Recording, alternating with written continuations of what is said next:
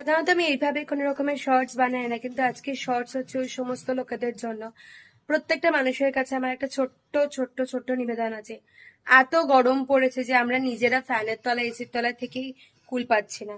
আমার নিজের বাড়িতে পেটস আছে, তো আমি তার জন্য বলছি পেটস গুলোর যে অবস্থা কি বাজে তা আমি একমাত্র বুঝতে পারছি। আমি না, আমরা প্রত্যেক কটা মানুষই বুঝতে পারছি, মানে প্রত্যেক কটা পেট ওনার্স বুঝতে পারছি। তাই সবার কাছে একটা ছোট্ট ছোট্ট ছোট্ট নিবেদন, যদি বাড়ির সামনে কোনো রকমের কুকুর আসে বা গরু আসে বা পাখি আসে, প্লিজ তাদেরকে উঠে যেতে দিও না।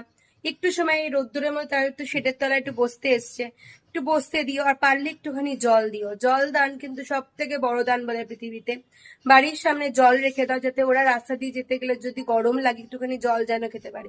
প্লিজ, এটা আমার সবার কাছে বিনীত একটা অনুরোধ, একটুখানি জল দিয়ে জল খাওয়াও। এত গরম এত গরম, আমরা ফ্যানের তলায় থাকতে পারছি না, তাহলে ভাবো ওদের রাস্তায় জলের জন্য কতটা অসুবিধা করতে লাগে।